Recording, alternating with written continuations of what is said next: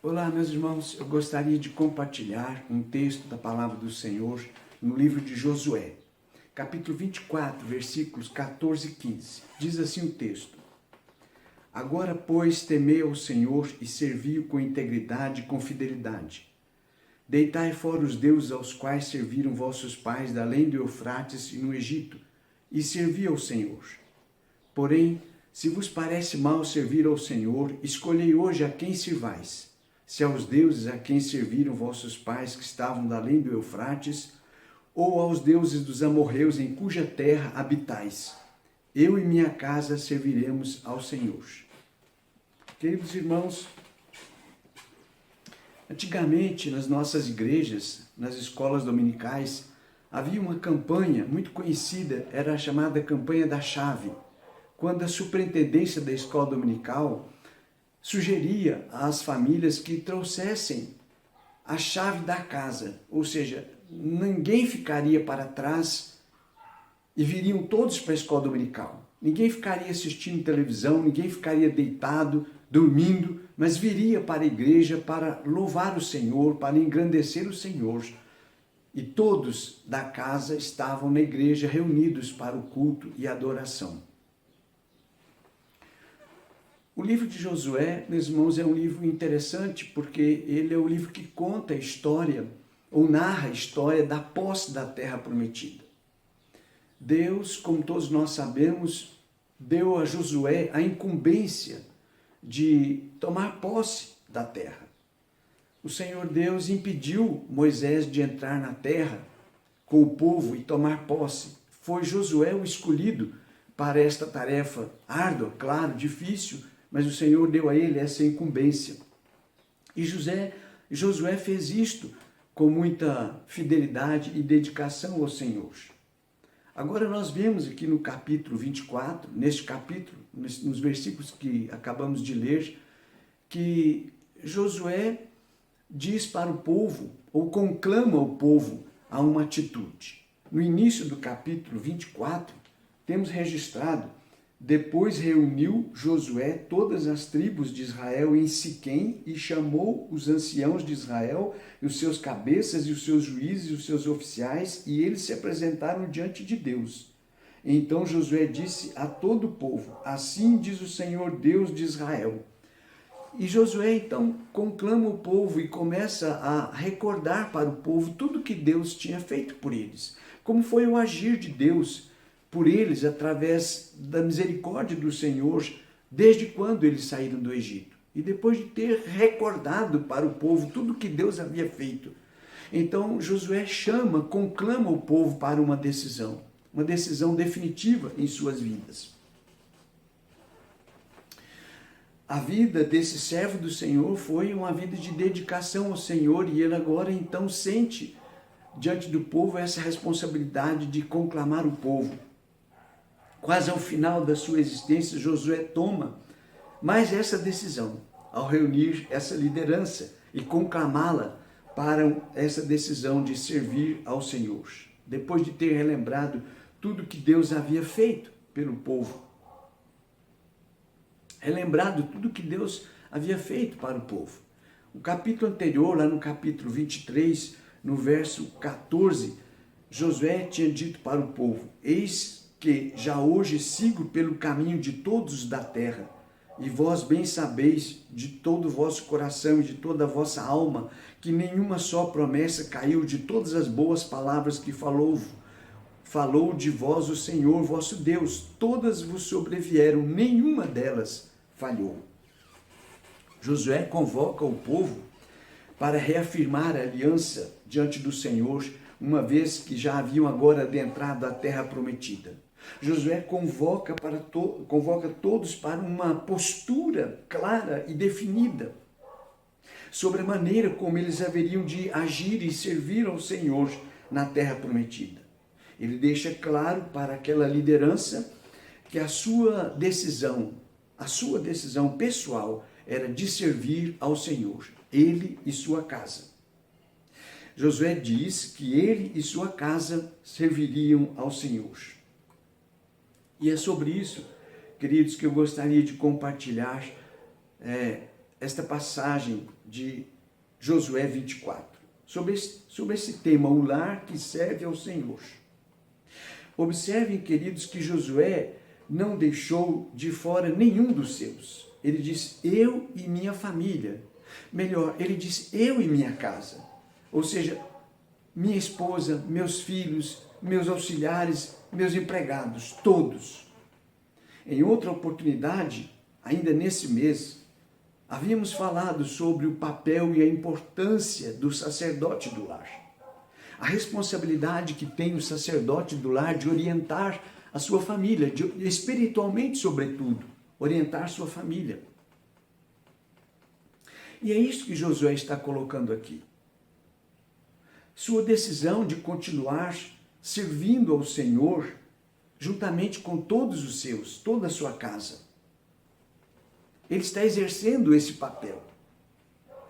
E eu pergunto, meus irmãos, quais são os elementos incluídos nessa determinação de servir ao Senhor? O que exatamente Josué está colocando com essa conclamação, com esse chamado para servir ao Senhor? Bom, em primeiro lugar, santidade. Josué disse para eles, deitai fora os deuses. Deitai fora os deuses, os quais serviram vossos pais da além do Eufrates e no Egito, e servi ao Senhor. Ele coloca como condição, deitai fora os deuses e servi ao Senhor. Não havia, meus irmãos, como servir ao Senhor sem esta separação tão fundamental e ao mesmo tempo tão urgente. Não há como servir ao Senhor sem uma postura de santificação. Dela depende as bênçãos e as vitórias que o Senhor daria ao povo, entregaria ao povo, já agora estabelecido na terra prometida. Os irmãos se lembram, antes de Josué tomar Jericó, logo que atravessaram o Jordão, isso está no capítulo 3, verso 5, o Senhor Deus orientou a Josué. Era a primeira vitória que eles teriam depois de terem atravessado o Jordão, e o Senhor orientou Josué dizendo, chamai esse povo para a santificação. O Senhor disse, santificai-vos, porque amanhã o Senhor fará maravilhas no meio de vós. Essa era a mensagem que Josué tinha para eles antes daquela vitória. Santificai-vos, porque amanhã o Senhor fará maravilha no meio de vós. Abandonem toda idolatria.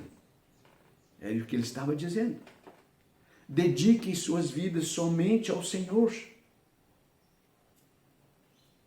Somente um povo separado do pecado pode servir a Deus.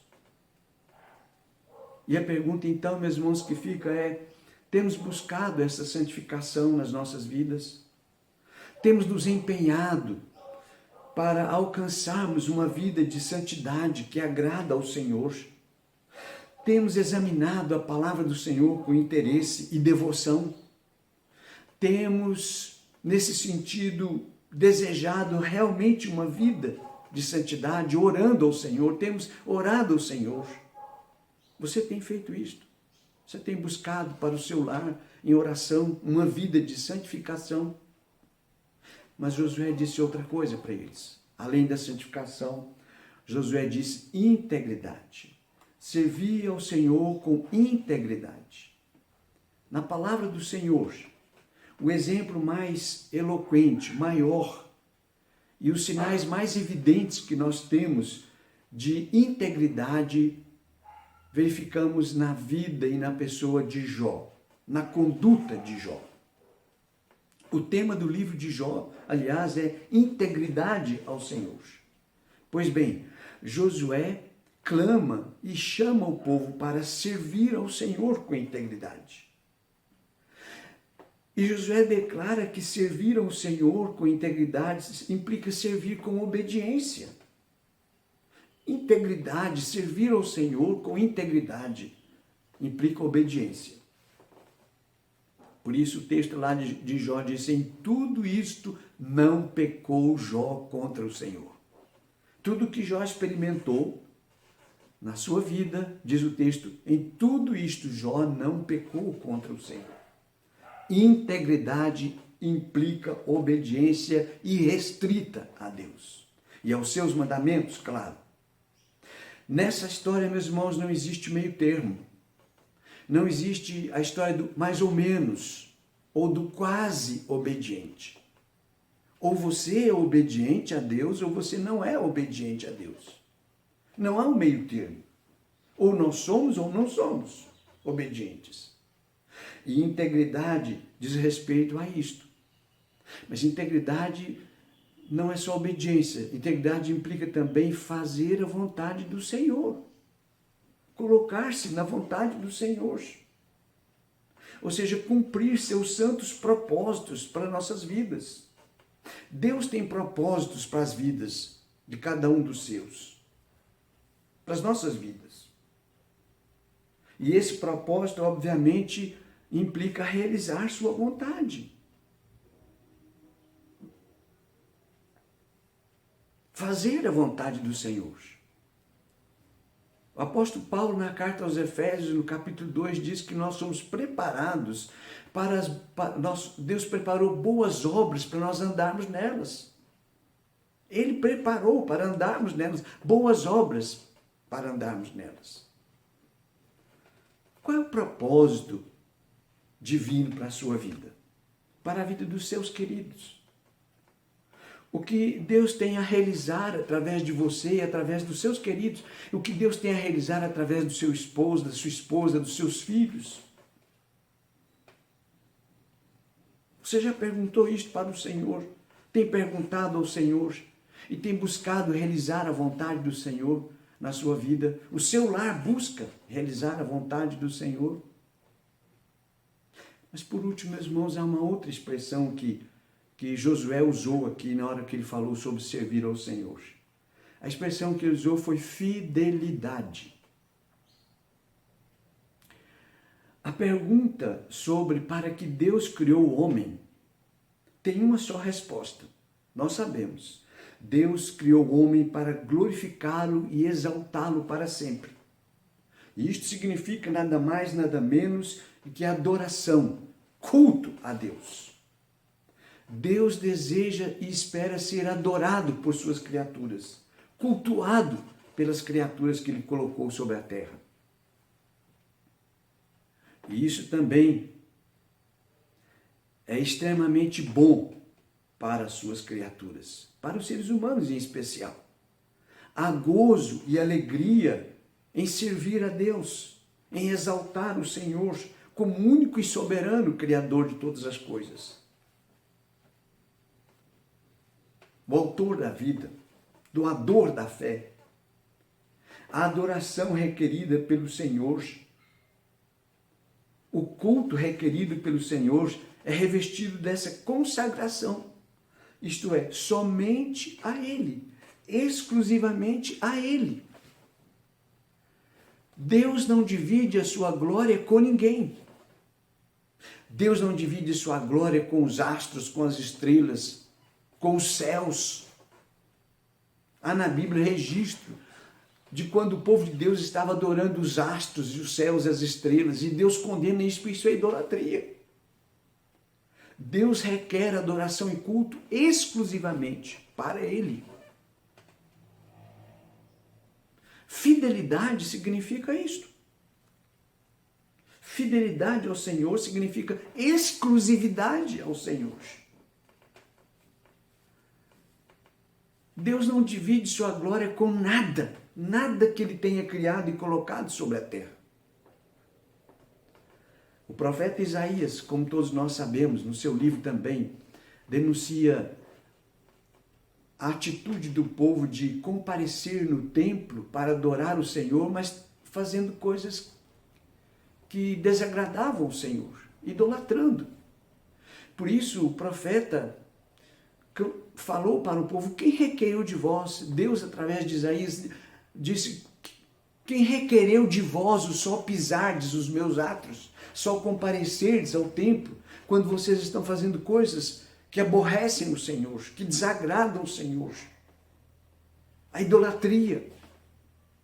Por isso o Senhor também, Deus disse lá naquele texto de Isaías, o Senhor falou, por isso eu vou derramar sobre vós a minha ira. Povo rebelde, de coração rebelde e ímpio, diz o Senhor. Porque eles estavam divididos, iam ao templo, prestavam culto a Deus, mas estavam fazendo coisas erradas, desagradando ao Senhor.